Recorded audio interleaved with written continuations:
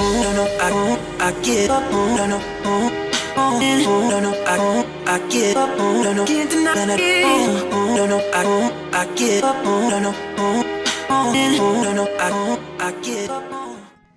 everyone, welcome to my YouTube channel, Kariba TV. Join me as we conclude part 2 of the tales and myths of Nyami.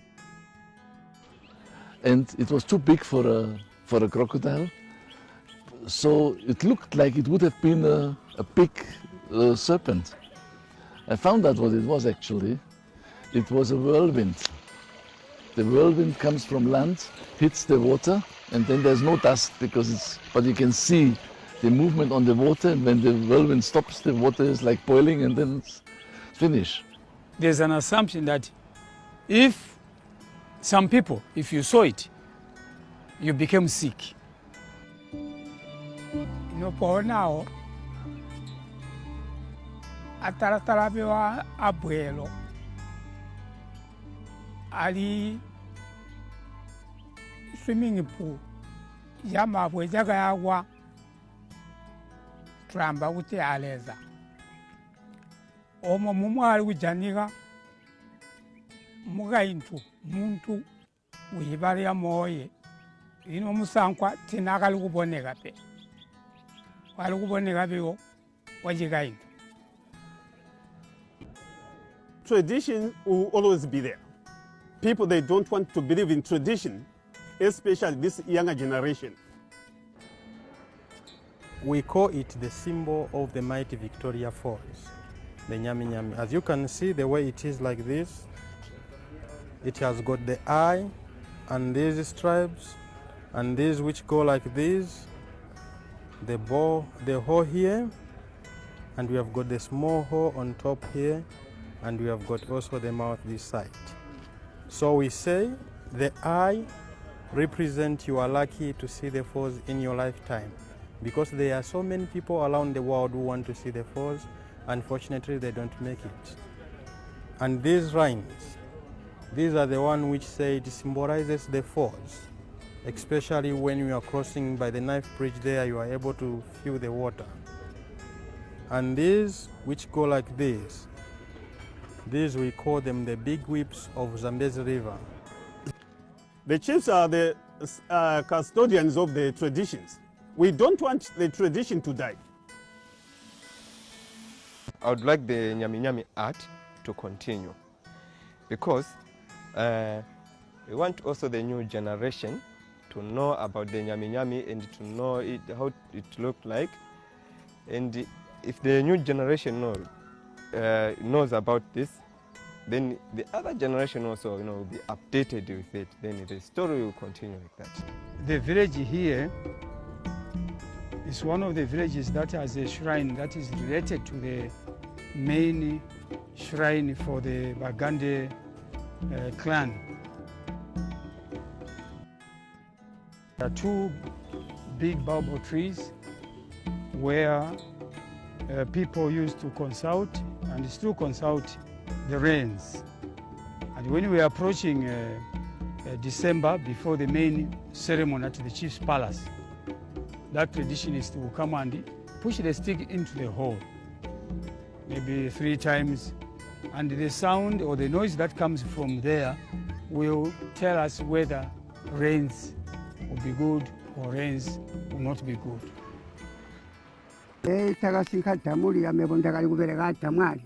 Dali kunjira mumukoti omu nibasaba ndipa gasiraha uti omu mumukoti ngutabamba oyu mashatarya matanzania alarya iwe werete kuti muya muntu tinyampule ganaite bagubika gasiraha gabo balabola basimale balaite ba matanzania.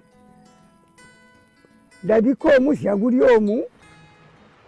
the construction of the Kariba Dam, the colonial government, that time the British colonial government, did a lot of sensitization to ask people to move away so that they would pave way to this construction, which was going to benefit the country.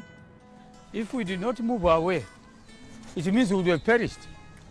Some people felt that, it was the white man who really wanted to grab our land for his own use. It didn't have any benefit for any one of us. They provided transport, the government, to ferry people, ferry our animals to inland where we were hipped. And after that, we started scattering now to start our villages. We were moved to very dry lands, very rocky areas, very infertile land. And as a result, there was a lot of resistance when this decision finally was effected. Chief people did resist because they didn't want to leave the area because of the alluvial soils that were always fertile. When the water started swelling backwards, some people, some communities like in Chipepo for instance, refused to move to give way to the swelling of the water because they felt very genuinely that the white man was using that as a trick to take away their land, which they didn't want to abandon. There was a conflict. 9 people were killed as a result of that resistance that took place. So we lost quite a lot. We lost our animals, we lost the culture, our shrines, our cemeteries because of this construction. The construction had provoked Nyami. And water at that time became very, very strong. Water was going round, and because of that, the walls collapsed.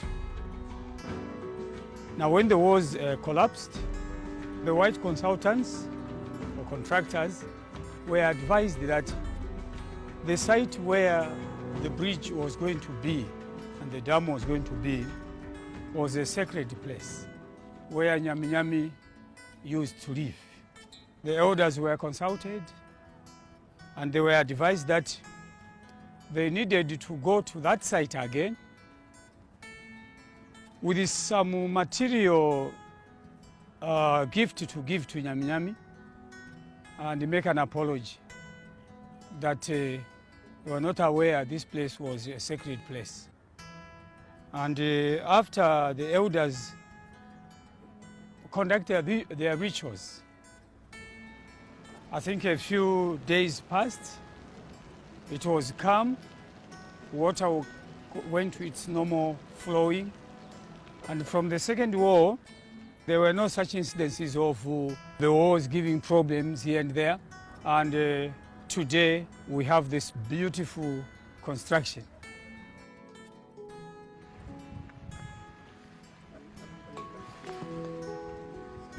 The white man tried to construct that dam. They constructed it in such a way that it was not able to resist the pressure of the water from upstream, and it collapsed. The very first time they made an attempt, that was 1957, it collapsed. But all of us believed earnestly that it collapsed because Nyami did not want them to build the dam there. We didn't realize that it was just the technology that had failed the project. We believed earnestly that it was Nyami who didn't want any disturbance where he lived. So later on, when the Italians came, they built it in a concave manner, so that at least, the pressure of the water did not easily push it downstream. And as you can see, it has withstood the pressure of the water of the Zambezi from 1958, when it was finally concluded, up to this moment. Although there is talk now that it's beginning to develop some cracks and what have you, but we're hoping that, nobody will believe that it's Nyami who is at it.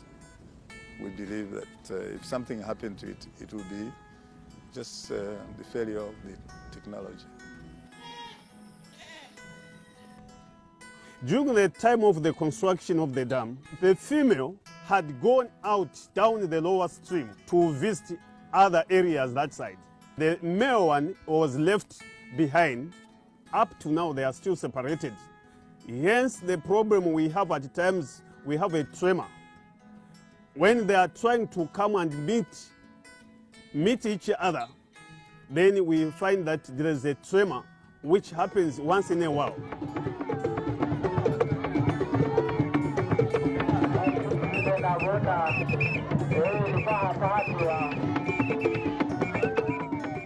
We had our own cultural ceremonies. For example, there's a big cultural ceremony known as Windi of the Bagande clan. There's also Kulambabwalo, there's also Kuomboka, okay?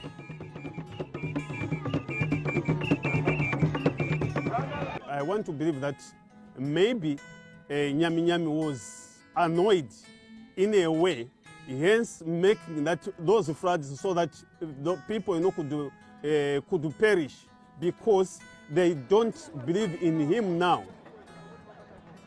We have had poor rainfall, the levels of water go down. I don't know whether these are still powers of Nyami Nyami, why the water levels are going down, why the rains are not doing very well, but I believe it's God. The Komboka means coming out of the water. Instead of calling it a disaster, they've made a ceremony out of it. As the water is flooding, people start moving to the highland. So basically, the significance of the Komboka really is just to come out of the water, wait for the water to recede so that you can go back. When the royal drums sound, all the men start leaving their villages. You just hear and you start. And as you are passing a village, people know you are going to move the king. They give you food, they give you refreshment, and it's a joy for all the men start coming to move the king to paddle. Whenever tourists even come here, international tourists, they would urge them to say, if you need protection and you're going into the waterfall, you need to wear a necklace of a Nyami Nyami because he will protect you. It's because they believe that this is the abode of their God. There's a mystery behind this that human mind cannot comprehend. And so, to be protected, you need the Nyami Nyami to protect you. Basically, I don't believe in the Nyami Nyami. I just hear stories, the Nyami Nyami, it was just by the bank of the river, of the Zambezi. But I've never seen the Nyami Nyami. So, as to me, they're just stories because I've never seen it. Yes. Well, for me, as an anthropologist, I would want to see a person who would tell me who exactly have ever seen Nyami Nyami, the river god. My belief is that the Nyami Nyami, as the river god, is a situation where people must have been looking at it as a belief system.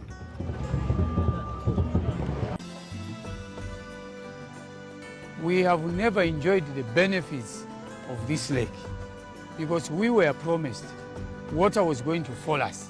We were going to have schools. The white man wanted education because education is power. Education is development. We were promised health centers. We were promised good roads. We were moved to very dry lands, very rocky areas, very infertile land, no water, making us now suffer. The intention of creating this dam was not bad. The motive, the objective was not a bad one. It meant to bring about development to this community. We were promised those things, but at the time, they didn't make any sense because the elders did not really believe in electricity because they had not seen electricity. They didn't know what electricity was all about. But the colonialists said, well, that electricity was going to bring about development, in our lives and so forth. Today, yes, we are beginning to see the fruits because electricity is not only helping this area, it's not only opening up Siavonga or southern province where the Zambezi River is passing through. It's helping the whole country. I think what we should do, there's a section in our social studies and history. We'll talk about Nyami Nyami and so forth. The generation now should impart that knowledge into the young ones so that they don't forget about what Nyami Nyami was. Thank you so much for watching, guys, and I hope you've learned and enjoyed watching the tales and myths of Nyami Nyami. Let me know what you think in the comment box below and tell me, do you think it is real? Is it a real story? Do you think it really happened, or it's just a fairy tale that is being told? by people, or it's just a belief? Let me know what you think in the comment section below, and don't forget to subscribe to my YouTube channel. I get up, I get up, can't deny it. I get up,